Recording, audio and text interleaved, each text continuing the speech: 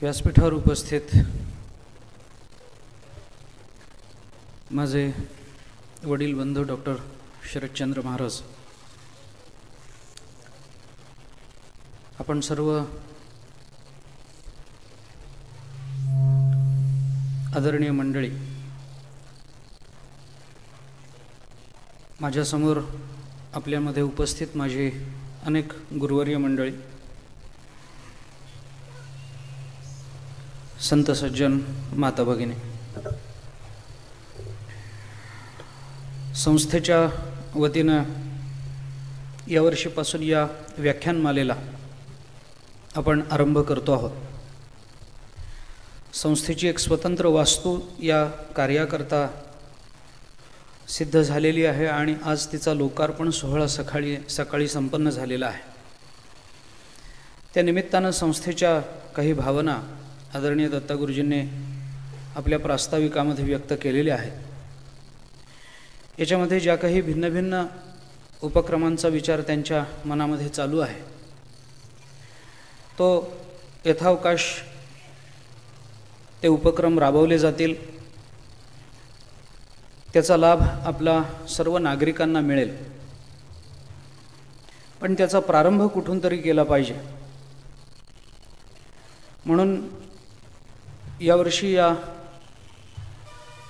व्याख्यानमालेला प्रारंभ झालेला आहे आणि सर्वप्रथम या व्याख्यानमालेचा व्याख्याता म्हणून, एक वक्ता म्हणून मला आमंत्रित केलं गेलेलं आहे. खरं म्हणजे मी या संस्थेचा सभासद आहे असं आत्ताच मला कळलं आहे, आणि तरीही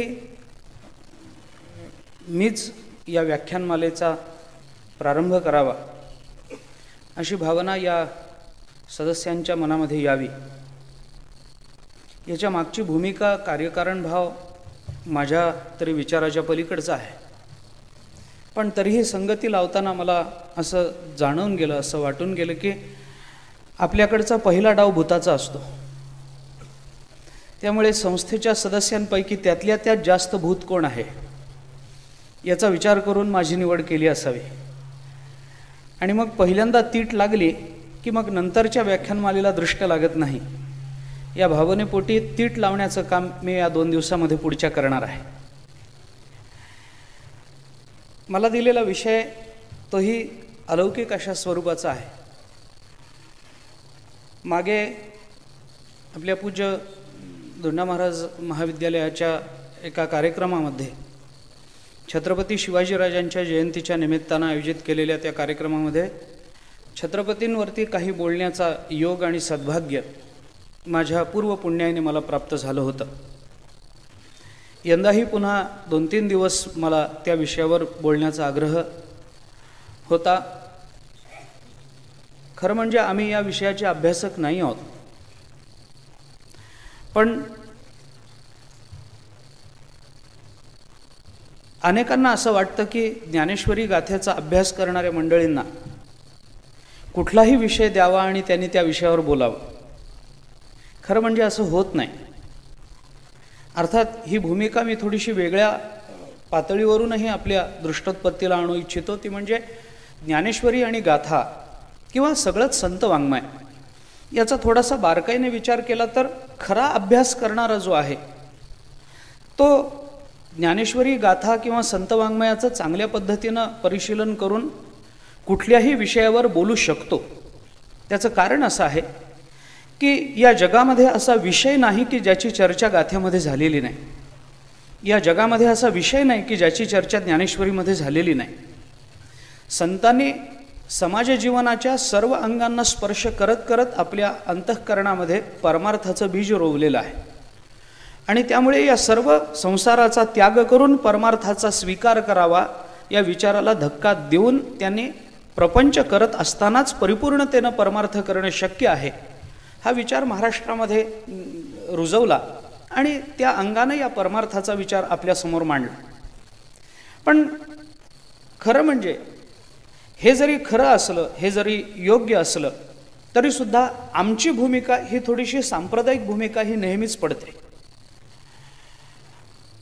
सांप्रदायिक भूमिकेला काही झालं तरी थोडी झापडं असतात आणि त्या मर्यादांच्या पलीकडे जाणं हे त्या सांप्रदायिक माणसाला मनापासून आवडतही नसतं आणि त्याच्या भावनेला ते रुचतही नसतं. ती मर्यादा ते पाळत असतो.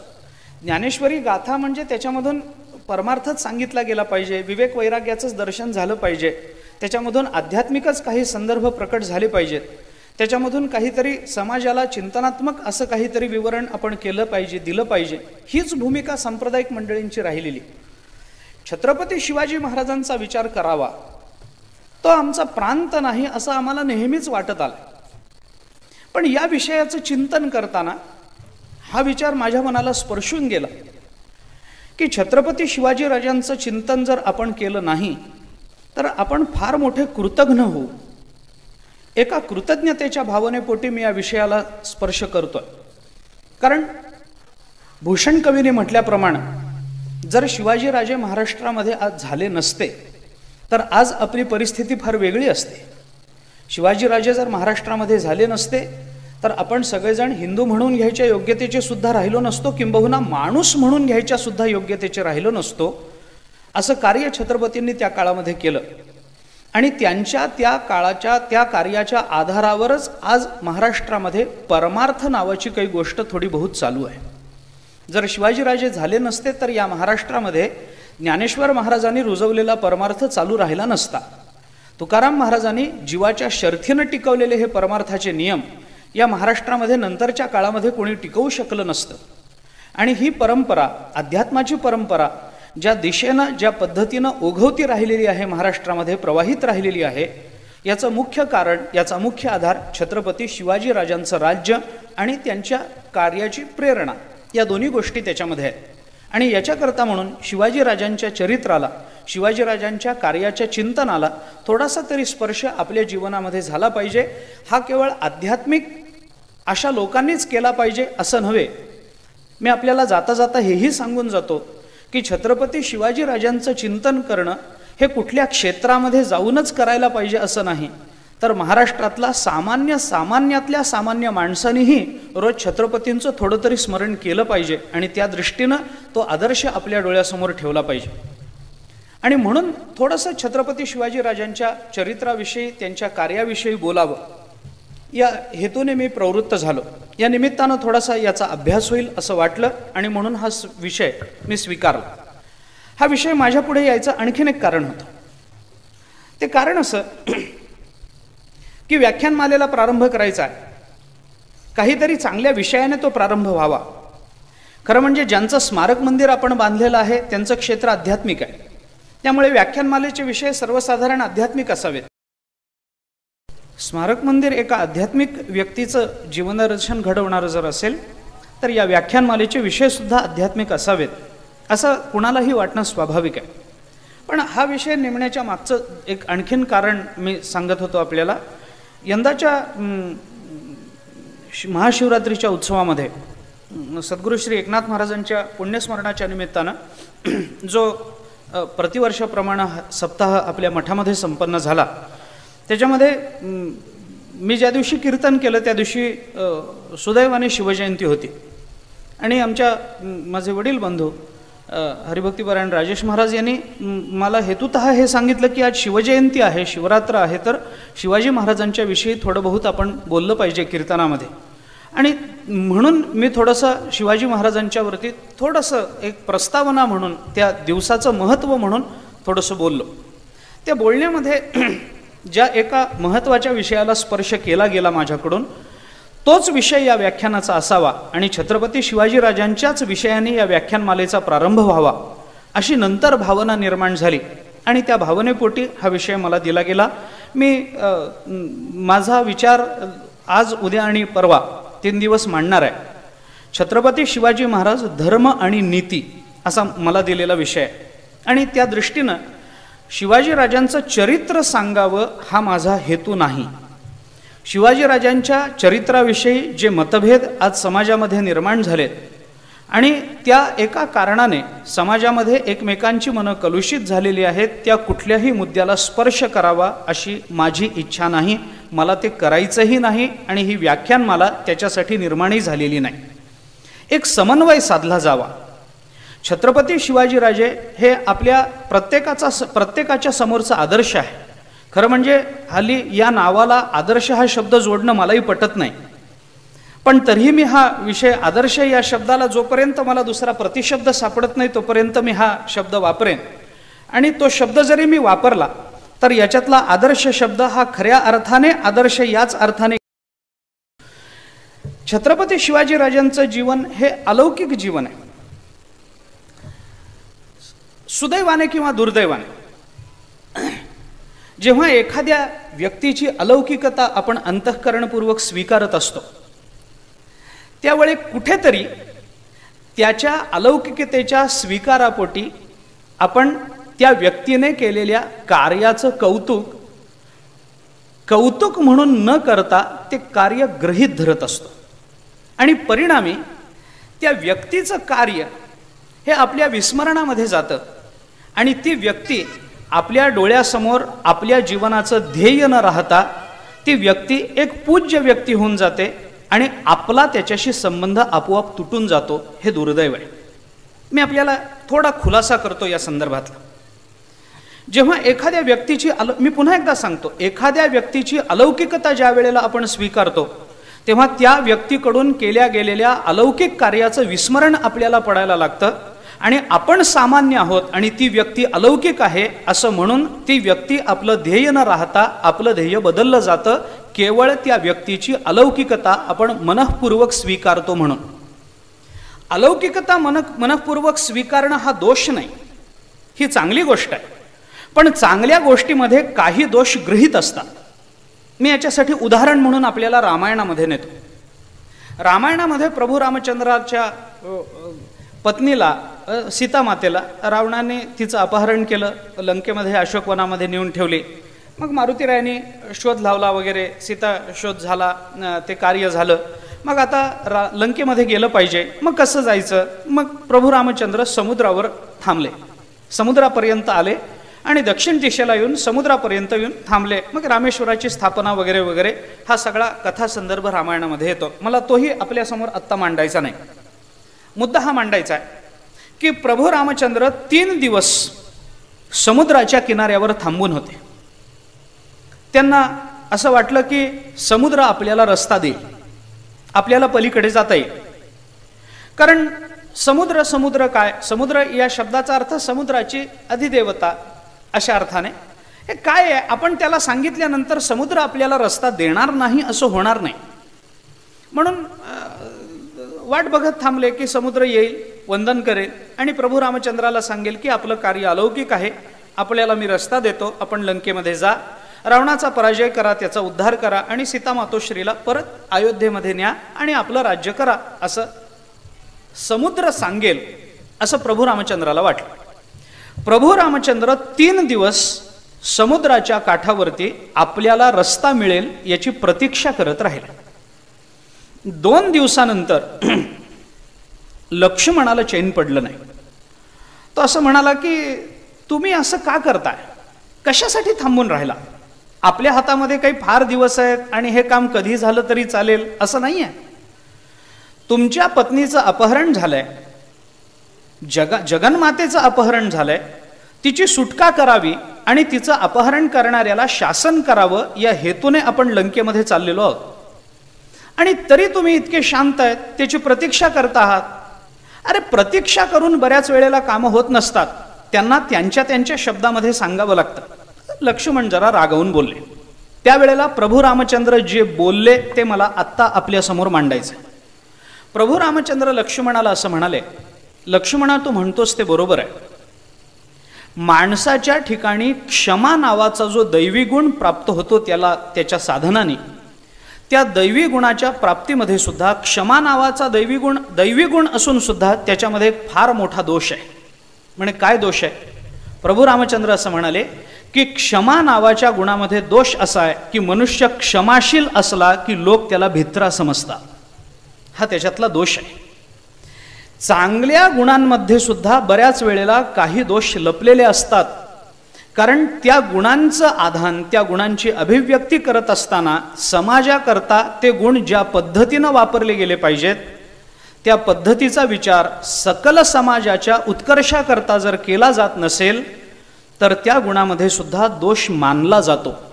आणि हे केवळ एक सामाजिक चिंतन आहे असं नाही, तर याच्यामध्ये सुद्धा एक आध्यात्मिक भूमिका आहे. आपण ज्ञानेश्वरी वाचाल, गीता वाचाल तर अगदी सुरुवातीला भगवान श्रीकृष्णाने अर्जुनाला जेव्हा भगवान रागावलेत, क्लैब्यमास्मगमः पार्थ नैतत्वयुपपद्यते असं जे क्षुद्रम हृदय दौर्बल्यम त्यक्तोदिष्ट परंतप हे जेव्हा भगवान गीतेमध्ये बोलले, त्यावेळेला ज्ञानेश्वर महाराजांनी त्याच्यावर भाष्य करताना एक फार चांगला विचार आपल्यासमोर मांडला. दूध हे हा पूर्ण आहार समजला जातो. दूध हा पूर्ण आहार आहे, पूर्ण अन्न आहे. ते दूध चांगलं आहे. दुधाने माणसाची प्रकृती चांगली होते. दूध पाहेपा दूध पवित्र आणि गोड असं ज्ञानेश्वर महाराजांनी म्हटलंय. त्याच्यामुळे अंतःकरणाचं पावित्र्य आणि शरीराची प्रबलता या दोन्ही गोष्टी दुधाने प्राप्त होतात. गोष्ट खरी आहे. दूध जरी चांगलं असलं तरी विषम ज्वरामध्ये जर दूध घेतलं तर ते विष होतं आणि मृत्यूला कारण ठरतं.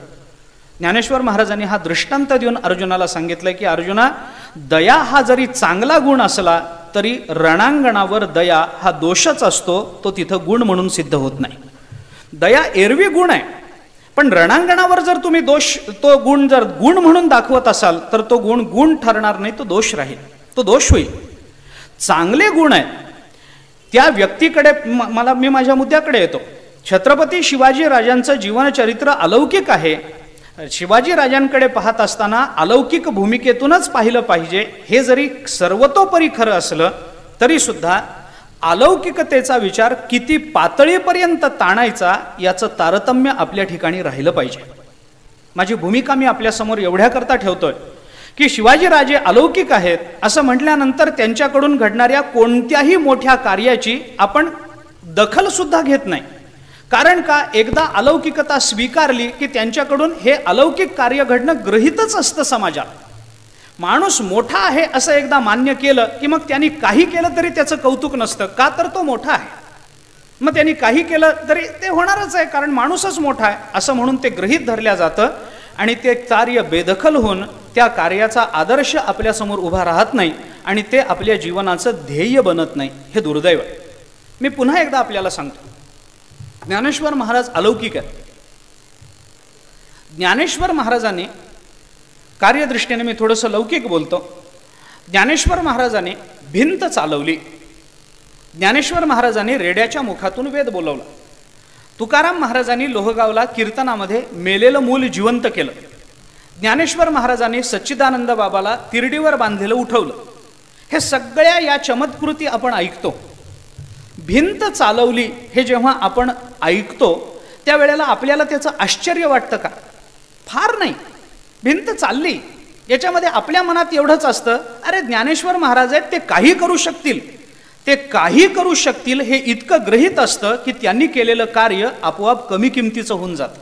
त्याच्याकडे दुर्लक्ष होतं आणि आपल्याला ज्ञानेश्वर महाराजांसारखं वागलं पाहिजे ही भावनाच मनातून निघून जाते आणि मनुष्य म्हणतो त्यांचं काय, ते अलौकिक पुरुष आहेत, आम्ही लौकिक माणसं आहोत, आम्ही तसं कसं वागायचं, आम्हाला कसं वागता येईल. शिवाजी राजांबद्दल बोलताना, शिवाजी राजांचं चिंतन करत असताना त्यांची अलौकिकता ज्या वेळेला आपण स्वीकारतो त्या वेळेला ती डोळसपणानं स्वीकारली गेली पाहिजे. शिवाजी राजे अलौकिक आहेत, पण तरी सुद्धा त्यांच्या अलौकिकतेचा विचार करत असताना त्यांनी केलेल्या कार्याविषयी आपल्या अंतःकरणामध्ये आदर राहिलाच पाहिजे. त्यांचं कार्य हे आपल्या डोळ्यासमोरचं ध्येय राहिलंच पाहिजे. केवळ राजे अलौकिक आहेत असं म्हणून त्यांचा आपला संबंध नाही, ते कार्य त्यांनीच करायचं असतं, आम्हाला ते करणं शक्य नाही असं म्हणून त्या व्यक्तिमत्वापासून आपण बाजूला वेगळं व्हायचं, हे अलौकिकतेनं बघण्याचं लक्षण नाही. म्हणून राजांचं जीवन हे जरी अलौकिक असलं तरी ते तुमच्या माझ्या डोळ्यासमोर ज्या पद्धतीनं उभं आहे ते आपल्या जीवनाचं ध्येय म्हणून उभं आहे. अर्थात ध्येय म्हणून उभं आहे असं म्हणत असताना तुमच्या माझ्यातल्या प्रत्येकाने काहीतरी स्वराज्याची स्थापना केलीच पाहिजे, कोणत्या तरी शाहिस्तेखानाची बोटं कापलीच पाहिजेत, औरंगजेबाला धडा शिकवलाच पाहिजे, अफजलखानाचे कोथळे बाहेर काढलेच पाहिजेत. या अर्थानं मी हे म्हणतच नाही आहे, हे कृपा करून ध्यानात घ्या. शिवाजी राजांचं जीवन तुमच्या माझ्या डोळ्यासमोर ध्येय म्हणून सिद्ध झालं पाहिजे. हे म्हणत असताना माझी भूमिका, कोणतंही कार्य करत असताना त्या कार्याच्या मागची त्यांची निष्ठा, त्यांचं ध्येय, ते कार्य ज्या हेतूने करायचं आहे तो शुद्ध हेतू, त्याच्या मागची असणारी त्यांची आध्यात्मिक भूमिका किंवा आध्यात्मिक विचाराचं अधिष्ठान आणि त्या कार्यातून प्राप्त होणाऱ्या परिणामांकडे असणारी दूरदृष्टी, या सर्व विचारांचा परामर्श आपण आपल्या जीवनामध्ये घेतला पाहिजे. एवढंच चिंतन मला आपल्यासमोर या मुद्द्याच्या संबंधानं मांडायचं. शिवाजीराजांचं जीवनचरित्र अलौकिक आहे हे जेव्हा आपण म्हणतो त्यावेळेला त्याची अलौकिकता कोणत्या अंगाने आहे हे सिद्ध करण्याची जबाबदारी ही शेवटी आपल्यावर येते. मी ज्ञानेश्वर महाराजांना मानतो, मी तुकाराम महाराजांचा अनुयायी आहे असं जेव्हा मी म्हणतो त्यावेळेला मी त्यांचा अनुयायी का आहे याची तार्किक आणि तात्विक कारणमीमांसा करण्याचा अधिकार, नैतिक अधिकार मला असतो. आणि तुम्ही त्यांच्या मागे का जाता असं विचारण्याचा नैतिक अधिकार समाजालाही असतो. आणि समाज जर मला तशा नैतिक अधिकारानं विचारत असेल तर मी का जातो त्यांच्या मागे हे सांगण्याची तत्वनिष्ठ भूमिका माझ्याकडे सिद्ध असली पाहिजे, तयार असली पाहिजे. तसं शिवाजीराजांना जर आम्ही आमचे स्वराज्याचे संस्थापक मानत असू, या स्वराज्याचे कर्ते मानत असू, तुमच्या आमच्या निश्चिंत जीवनाचे जनक मानत असू, आणि जर आपण त्यांना आपल्या जीवनाचं ध्येय मानत असू तर ते आमच्या जीवनाचं ध्येय का आहेत हे सांगण्याची नैतिक जबाबदारी आपल्यावर येते. आणि ते का आहेत हे सांगण्याकरता जी तत्वनिष्ठ भूमिका आपल्याला सिद्ध केली पाहिजे त्याचा विचार आपण आपल्या जीवनामध्ये केला पाहिजे असं मला वाटतं. म्हणून मी हा मुद्दा फक्त आपल्यासमोर मांडतोय. केवळ राजे मोठे आहेत असं म्हणून सोडून द्यायचं, केवळ राजे मोठे आहेत असं म्हणून त्यांच्या आणि आपल्या कार्याचा संबंध ठेवायचा नाही. त्यांचं कार्य आम्हाला, कारण हे नेहमी होतं, परमार्थातही बऱ्याच वेळेला असं घडतं की माणसाचा स्वभाव असा गमतीचा असतो की एखाद्या वेळेला तुम्ही एखाद्या साधकाला, परमार्थ करणाऱ्या एखाद्या साधकाला जर असं सांगितलं की तुम्ही अष्टांग योगाचा विचार करा, योग साधना जीवनामध्ये करा, कुंडलिनी जागी करून घ्या, कुठेतरी योग्य गुरुकडून मार्गदर्शन करा, कुंडलिनी जागी करा आणि समाधी अवस्थेचा अनुभव घ्या, असं जेव्हा एखाद्या साधकाला सांगितलं जातं किंवा तुमच्या माझ्यापैकी कुणाला सांगितलं जाईल त्यावेळेला आपण एवढंच म्हणू, हे काय आमच्याच्याने शक्य आहे, आम्ही नोकरी करणारी माणसं आहोत, आम्ही विद्यार्थी आहोत, आम्ही शिक्षक आहोत, आम्ही उद्योगधंदा करणारी माणसं आहोत, आमच्याच्याने हे काय शक्य आहे, आम्ही पामर माणसं, असं म्हणून आपण त्या साधनेशी आपला संबंध तोडून टाकतो. अवघड साधन सांगितलं तर मनुष्य म्हणतो आपल्याच्याने काय होणार आहे, आणि त्याला जर सोपं साधन सांगितलं, त्याला जर सांगितलं मग हे जर तुला होणार नाही तर एक काम कर बाबा, नामस्मरण कर, हरिमुखे म्हणा, हरिमुखे म्हणा, पुण्याची गणना कोण करी, मुखानं नामस्मरण कर, सोपं साधन आहे, सगळ्यांना करता येण्यासारखं आहे, कुठेही करता येण्यासारखं आहे, काळवेळ नाम उच्चारिता नाही, कधीही करता येण्यासारखं आहे, ते नाम सोपे रे रामकृष्ण गोविंद, सोपं साधन आहे, काही चिंता करू नको, नामस्मरण कर. अवघड साधन जर माणसाला सांगितलं तर तो म्हणतो आपल्याच्याने काय होणार आहे, आणि सोपं साधन सांगितलं तर तो म्हणतो याच्यानं काय होणार आहे, म्हणजे कशानंच काही होणार नाही हे तो ठरवूनच आलेला असतो. तसं ज्या वेळेला आम्ही छत्रपतींचं जीवन पाहतो त्यावेळेला आपण म्हणतो हे आमच्याच्याने काय होणार आहे, आणि त्याला एखादा सामान्य मनुष्य दाखवला जातो त्यावेळेला तो म्हणतो हे असं जगून काय उपयोग आहे. मग जगायचं कसं हे ठरवलं पाहिजे ना, कुठेतरी आपल्या जीवनाचं ध्येय आपल्याला ठरवता आलं पाहिजे ना, कुठेतरी ते ध्येय समोर ठेवून आपल्या जीवनाची वाटचाल आपल्याला करता आली पाहिजे, कुठेतरी अंतर्मुख होऊन आपलं जीवन कशा करता देवाने आपल्याला दिलंय आणि कुठल्या कार्याकरता आपण ते खर्च करतो आहोत याचं चिंतन अंतर्मुखतेनं आपल्याला कुठल्या तरी जीवनाच्या वळणाच्या एका टप्प्यावर करता आलं पाहिजे. ते प्रत्येकाने केलं पाहिजे. असं जर असेल तर राजांचं जीवनचरित्र जेव्हा आपण आपल्या डोळ्यासमोरचं ध्येय मानतो तेव्हा ते कुठल्या अंगानं स्वीकारायचं याचा विचार आपल्याला करायला पाहिजे असं वाटतं. म्हणून हा प्रस्तावनेचा मुद्दा मी फक्त आपल्यासमोर ठेवला आहे. पण याच्यातलं पालुपद मात्र मी तेच ठेवणार आहे की राजांचं जीवनचरित्र हे अलौकिक जीवनचरित्र आहे. हे अलौकिक आहे. आपण अनेक वेळेला हे जीवनचरित्र वाचलंय, आपल्या सगळ्यांना हे माहिती आहे. अनेक वेळेला आपण हे जीवनचरित्र चाळलेलं आहे, वाचलेलं आहे, त्याचं मननही बऱ्याच अंशी केलेलं असेल आणि कुठेतरी आपण मनाने भारावून जातो ते चरित्र वाचून. हे अलौकिक आहे. हे काही या जगतातलं हे व्यक्तिमत्व नाही. भगवंतानी पाठवलेला हा कुणीतरी अवतारी सत्पुरुष आहे असं वाटल्याशिवाय राहत नाही. आणि हे करत असताना, हे जीवनचरित्र वाचत असताना बऱ्याच वेळेला आपण भारावतो आणि पुस्तक बंद करून जेव्हा बाहेर पडतो तेव्हा हे सगळं पुन्हा विसरून जातो.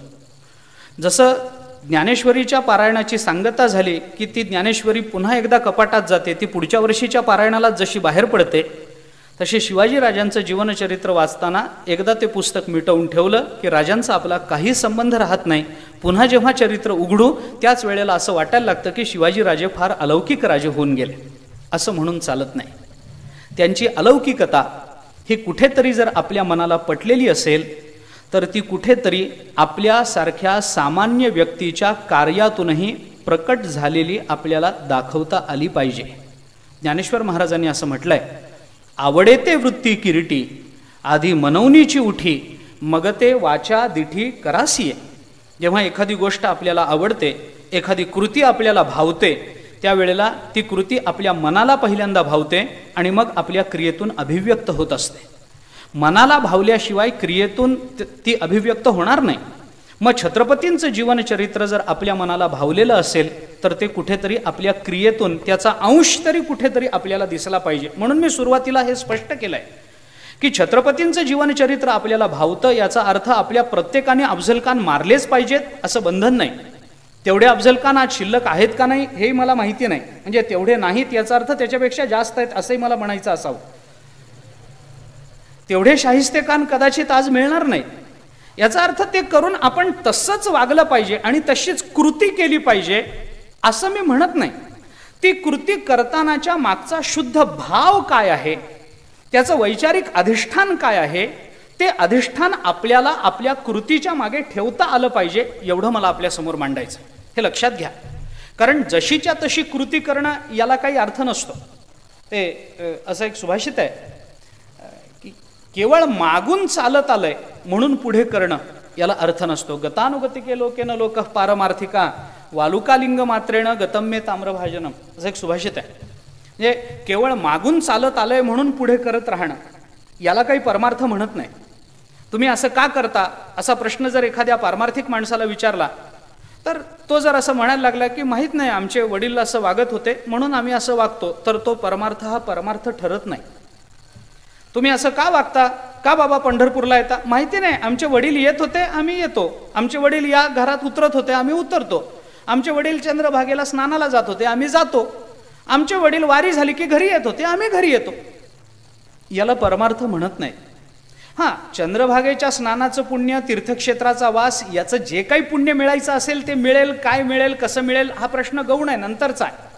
पण ते करत असताना माझ्या मनातला हेतू काय आहे, ते कोणत्या हेतूने करत होते आणि मी काय हेतू, स्पष्ट हेतूमध्ये हेतू जर कळला नाही तर क्रिया समान असूनही. ज्ञानेश्वर महाराजांनी उदाहरण दिलं, योगवासिष्ठात वर्णन आहे, मनःकृतम कृतम रामन शरीरम कृतम कृतम येनैवा लिंगिता कांता तेनैवा लिंगिता सुता. योगवासिष्ठात ज्ञानेश्वर महाराजांनी या दृष्टीने एकचिते तरुणांगी पती प्रिया ते अलिंगी, ज्ञानेश्वर महाराजांनी सुद्धा त्या दृष्टीनं चिंतन केलं नाही असं नाही. मला मुद्दा काय मांडायचा आहे, हेतू स्पष्ट झाला पाहिजे कुठल्याही क्रियेच्या मागचा. जर तो हेतू स्पष्ट होत नसेल तर ती क्रिया समान झाली तरी त्या हेतूच्या अस्पष्टतेमुळे त्या क्रियेचं योग्य फल आपल्याला मिळत नाही. त्यांनी उदाहरण दिलं, वालुकालिंग मात्रेण गतम्ये ताम्रभाजन उदाहरण दिलं. एक मनुष्य पंढरपूरला गेला, मी उदाहरण म्हणून फक्त आपल्या समोर ठेवतो. एक मनुष्य पंढरपूरला गेला, गेल्यानंतर त्याला असं वाटलं चंद्रभागेला स्नानाला जावं. चंद्रभागेला स्नानाला गेला. धर्मशास्त्राचा नियम असा आहे की तीर्थस्नानाला जात असताना रिकाम्या हाताने जाऊ नये. बरोबर काहीतरी एखादा तांब्या, फुलपात्र, काहीतरी एखादं भांडं बरोबर घेऊन जावं. येताना आपल्याला तिथलं तीर्थ घरी आणता यावं हा हेतू आहे त्याच्या मागचा. एक नियम म्हणून त्याने एक तांब्या घेतला आणि तो गेला चंद्रभागेवर स्नानाला. गेल्यानंतर त्याने बघितलं पाणी आहे, भरपूर प्रवाही पाणी आहे. त्याला असं वाटलं की जरा आत जावं, स्नान करावं, म्हणून त्यांनी तो तांब्या तीरावर ठेवला आणि चंद्रभागेला वंदन करून आत जायला लागला. तेवढ्यात त्याच्या मनात आलं की आपण चाललो आहोत आत, तांब्या ठेवलाय किनाऱ्यावर, इथे जवळपास कोणी नाही आहे, आपल्या ओळखीचंही कोणी नाही आहे की त्याला सांगावं की इथे मी तांब्या ठेवलाय, मी जाऊन येईपर्यंत लक्ष ठेव, असंही काही नाही आहे. आपण एकटेच आहोत, तांब्या इथे ठेवलाय आणि आपण आत स्नानाला चाललेलो आहोत. तर पंढरपूर हे जसं पांडुरंगासाठी प्रसिद्ध आहे तसं ते चोरासाठीही प्रसिद्ध आहे, किंबहुना ते चोरासाठीच प्रसिद्ध आहे.